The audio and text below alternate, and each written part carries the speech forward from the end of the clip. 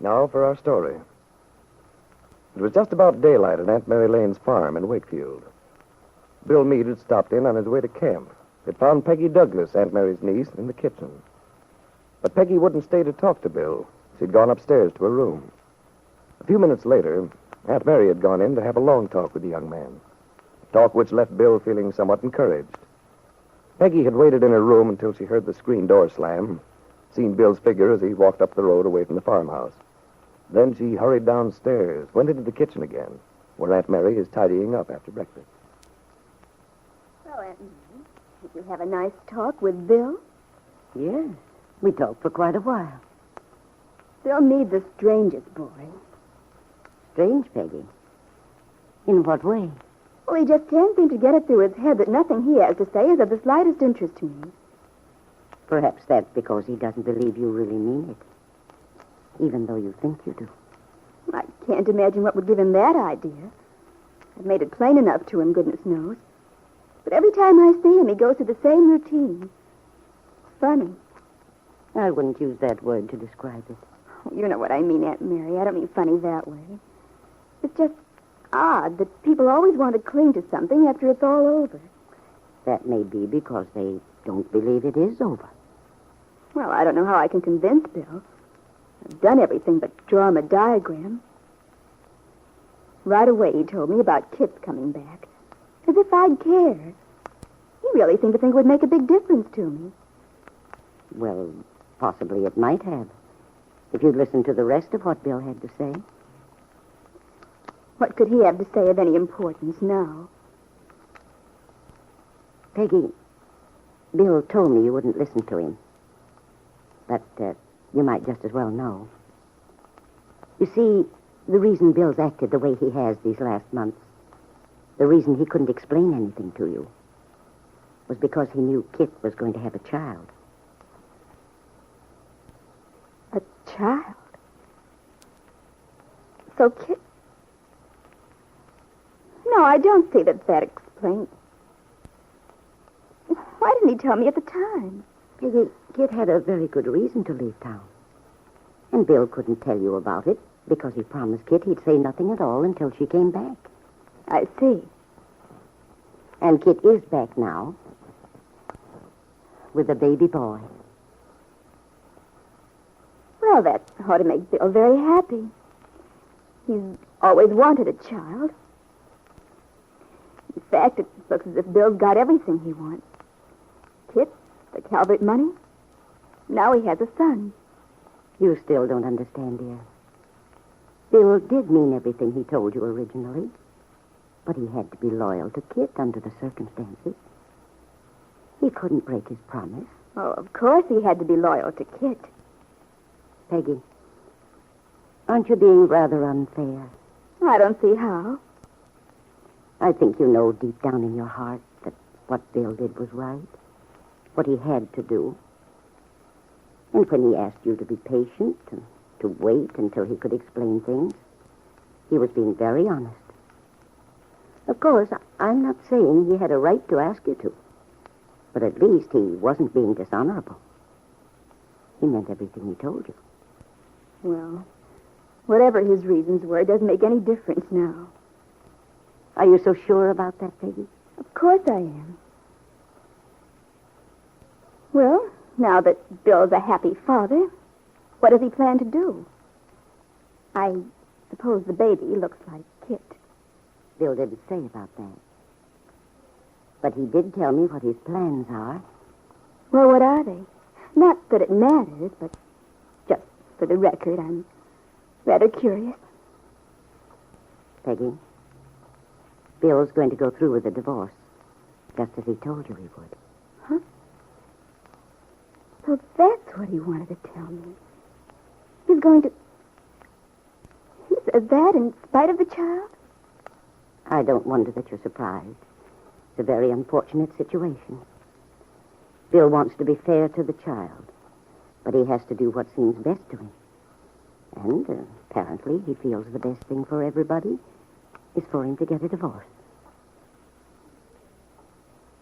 Well, all I can say is he certainly made a mess of things. Yes. Bill has made mistakes. But then, Peggy, we all do, sometimes. Aunt Mary, we never seem to agree on this subject. For some reason, you go on accepting everything Bill Meade says as gospel truth. As for me, I'll believe Bill's getting a divorce when I see the final papers. I wish you didn't sound so bitter, dear. It's not like you. Well, I can't help it, Aunt Mary. You don't know how sick and tired I am of this whole thing. I'm tired of being shaken up, tormented every time Bill Meade changes his mind. I just want to be let alone. Why doesn't he stay away from here anyway? Why does he keep coming around trying to get your sympathy? Let him stick to the Calverts. They're his kind of people. You don't really mean that. Oh, yes, I do. I mean every word of it. Wait, dear. I know how deeply you've been hurt.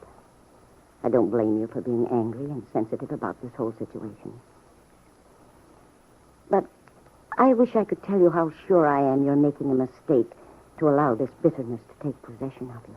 But, Aunt Mary, you can hardly expect me to be all sweetness and light after the way Bill's acted. You don't forget things like that so easily. Not easily, perhaps. Yet I'm sure you'd be a lot happier if you could. There's a saying, you know, that only the brave know how to forgive. I think there's a great deal of truth in it.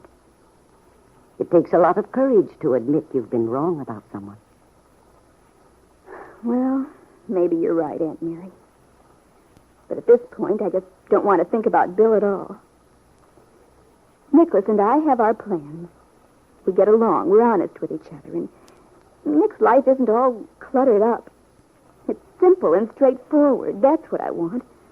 I don't want this messy, mixed-up sort of life that Bill Meade has. Besides, I owe Nicholas some loyalty. He's always been fair to me, considerate and thoughtful. He's never given me a moment's unhappiness. And I appreciate it. After all, he's concerned in this thing, too. Yes. Nicholas is much too fine a boy to be hurt. That's another reason. Well, then what's the matter, Aunt Mary? Peggy, I'm not trying to change your mind about your plans for the future. That would be very foolish, dangerous even. No person has the right to.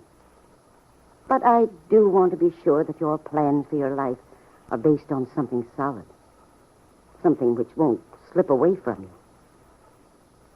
I want you to be certain yourself that you're not striking back at Bill, trying to hurt him because you've been hurt.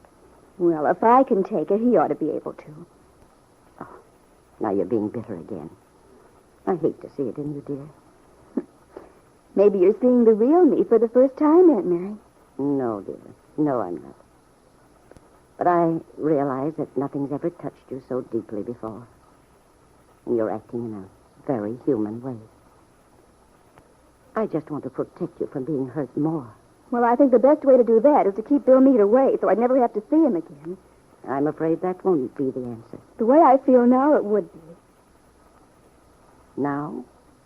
Well, I mean, I realize that time makes a difference.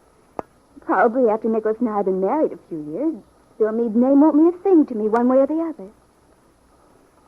Peggy, look at me. Yes, Aunt Mary? Are you absolutely sure that your intention to marry Nicholas Dorn hasn't been the least bit affected by what I told you about Bill this morning?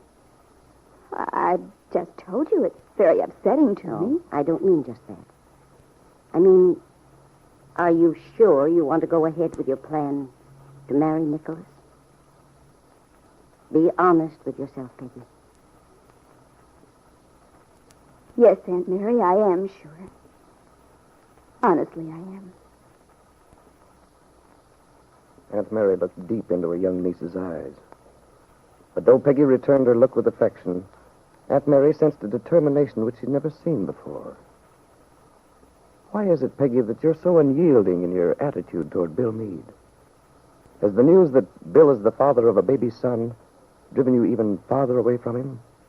Made you all the more certain that you'll marry Nicholas Dorn? How would you feel if you knew the truth, that the child is not Bill's son, even though he believes it is?